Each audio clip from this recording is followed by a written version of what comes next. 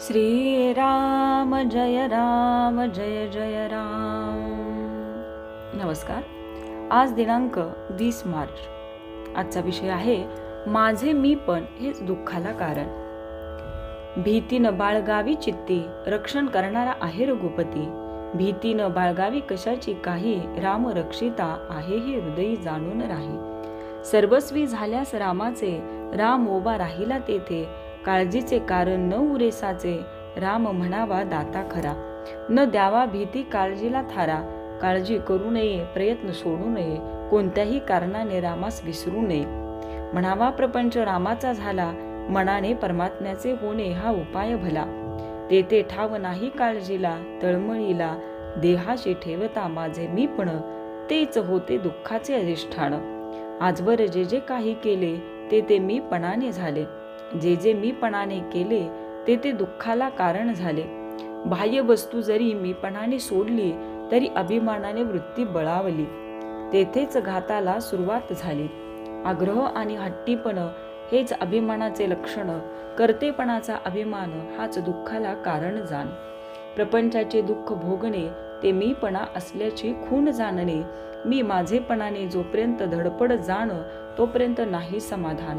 देहबुद्धीचे प्रेम स्वार्थाला वाढविते जाण, स्वार्थाचे आपलेपण हेच घाताला कारण। आजवर जो जो प्रयत्न झाला तो तो देहबुद्धी वाढवितच गेला। देहबुद्धीचा भाव तो मुळीच दुःखाचा ठाव। जोपर्यंत आपला नाही देह भाव विसरला, तोवर देह दुःखे पस्तावला गेला। म्हणून देहबुद्धी धरून राही, त्याला कोठे सुख नाही। रामाविन अन्य प्रीती, उपजे देहबुद्धीचे संगती। म्हणून मीपणाचे न व्हावे अधीन, जेणे भंगेल आपले समाधान। कारण जेथे मीपणाचे ठाणे, तेथे दुःखाचे साम्राज्य असणे। पाप पुण्याची भीती ही देहबुद्धीचीच संगती। वासनेत जीव गुंतला, कष्टी फार फार झाला। आजवर वासना पोटी धरून राहिला, आपल्या हिताला नागवला। नदी जशी अखंड वाहते, वासना तशी सारखी वाहते। वासना भोगाने कमी होत नाही, त्यागाने नाहीशी होत नाही।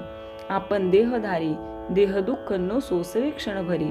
ज्याला म्हणावे मी माझे, त्यावर माझी सत्ता न गाजे। माझे इच्छेने माझे मलाच ठेवता येत नाही, जगाने माझे इच्छेने बागावे हे म्हणणे खरे नाही। सर्व काही देता येते दान, पण उर्वरित राहतो अभिमान। कर्तेपणाचा अभिमान हेच भगवंताच्या आड मुख्य जाण। म्हणून माझे मीपण हेच दुःखाला कारण, रामाचे होण्याने होईल निवारण। तात्पर्य: सर्व बंधनांचे दुःखाचे कारण कर्माचा कर्ता मी होणे जाण। श्री राम जय जय राम।